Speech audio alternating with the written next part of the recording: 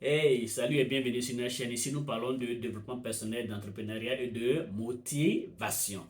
Dans cette vidéo d'aujourd'hui, nous allons parler de l'origine de la création du tout premier jean de l'histoire, dénommé les jeans Levi-Strauss ou 501. Si nous avons décidé de parler de ce sujet, c'est parce qu'il renferme une belle leçon de vie. Et donc, je vous invite à rester jusqu'à la fin pour pouvoir profiter de cette histoire. Et aussi, il y a deux petits bonus pour vous à la fin. Je vais vous dire quelle est l'origine du nom 501.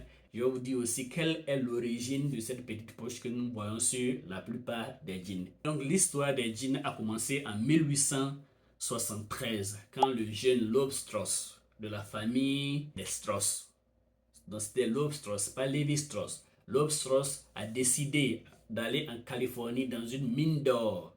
La Californie, c'est un État des États-Unis. Pour ceux qui ne savent pas, les États-Unis sont composés de 50 ou 51 États si on veut même Porto Rico dedans.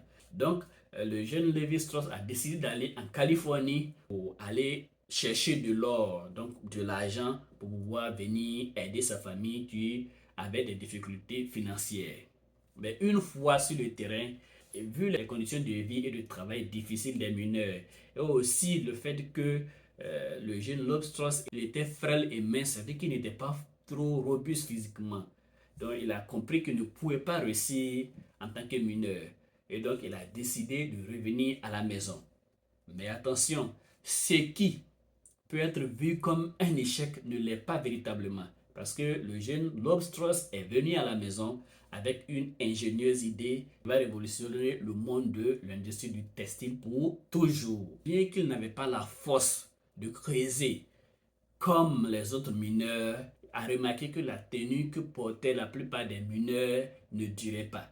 D'autres même ne duraient pas plus d'une semaine, compte tenu des montées-descentes et tous les mouvements qu'ils font quand ils sont dans le trou.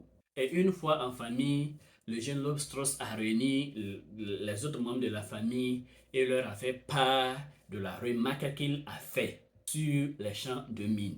Elle a suggéré la fabrication de tenues plus solides et plus durables qui probablement aiderait les mineurs à travailler beaucoup plus à l'aise et avoir des tenues qui durent beaucoup plus longtemps. Et bien évidemment, le projet a été approuvé par les autres membres de la famille et c'est ainsi que naquit le tout premier jean de l'histoire. C'est ainsi que le tout premier jean de l'histoire a été créé et aujourd'hui, ça a pris tout le monde entier. Donc, ce qu'il faut retenir, c'est que souvent, tout ne se passe pas toujours comme on veut dans la vie. Dieu nous fait souvent vivre certaines épreuves pour quelque chose de plus grand, de plus durable et même de éternel. C'est-à-dire quelque chose qui va durer dans le temps. Donc, si les choses ne se passent pas comme vous les avez prévues, c'est pas la fin du monde, c'est parce que vous êtes destiné à l'échec, c'est parce que vous avez votre plan et Dieu aussi a son plan.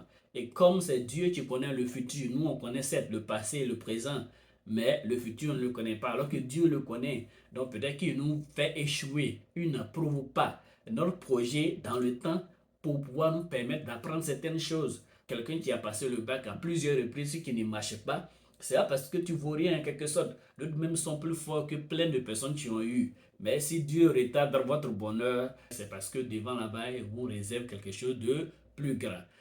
On peut aussi prendre l'exemple de l'équipe de football de Côte d'Ivoire lors de la CAN qui vient de passer, où dans les phases de poule, ça a été vraiment catastrophique, ça a été même une humiliation pour tout un peuple. Et après cela, une fois qu'ils sont sortis de là, ça a été un nouveau départ jusqu'à ce que cela soit couronné par le trophée qui a été convoité par 24 pays.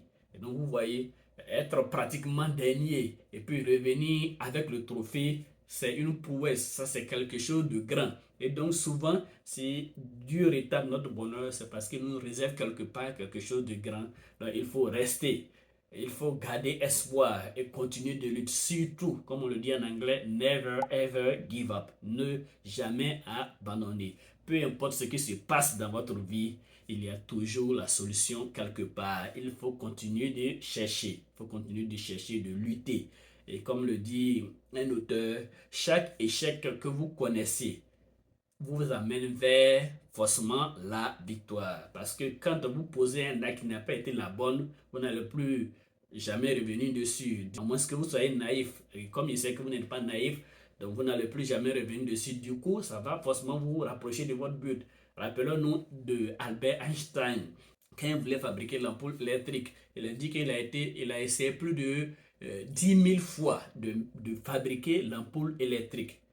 Jusqu'à ce qu'il échouait. Et les gens lui disaient, mais maître, depuis tu fais, tu échoues, il faut laisser. Il dit, non, je n'échoue pas. Que j'ai essayé 10 000 manières de faire qui n'ont pas marché. Probablement, ce qui va marcher est dans l'avenir. Et donc, il va continuer à chercher. Et après cette conversation, il a réussi à mettre en place l'ampoule électrique qui fait qu'aujourd'hui, nous avons toutes ces lumières dans nos villes que nous avons et nous apprécions bien évidemment ce travail-là. Cher ancêtre Albert Einstein, merci pour le service rendu à l'humanité. Et bien évidemment, tout ça grâce à Dieu. Le premier bonus, l'origine du nom 501. Ce tout premier jean a été appelé 501 parce que c'était le nom que portait le tissu qu'on utilisait pour fabriquer ce jean. C'est pourquoi ça a été appelé 501. C'est-à-dire que dans l'atelier de couture, il y avait plusieurs types de tissus. Et le tissu qu'on utilisait pour fabriquer le jean était marqué 501. C'est pourquoi le tout premier jean a été appelé 501. Maintenant, la petite poche que vous voyez là, lorsque le jeune Loeb Strauss était sur les mines, il a remarqué que les mineurs avec leurs montres. Et à l'époque, ils n'avaient pas l'idée de fabriquer les montres en bracelet. C'était de petites montres rondes qu'on mettait dans la poche. Souvent, il y avait une chaîne dessus, on mettait dans la poche. Mais étant donné que la poche était grande, vous voyez, les gens d'avant portaient de grands trucs. Donc, toujours la montre là tombait. Donc, quand il est venu, il a suggéré à sa famille, quand il confectionnait le jean, qu'il mette cette petite poche là dans laquelle les mineurs vont mettre leur montre de sorte qu'ils puissent conserver ça pour longtemps. Et aussi, il y a d'autres qui disent que cette poche a été mise là pour conserver les petites pièces d'or que les mineurs découvrent sur leur champ. Parce que s'il faut mettre dans la grande poche et monter, probablement ça va tomber. Et donc, en mettant dans la petite poche, ça leur permet de conserver ça jusqu'à la surface. Et donc, chers amis, c'est la fin de notre vidéo, de notre histoire.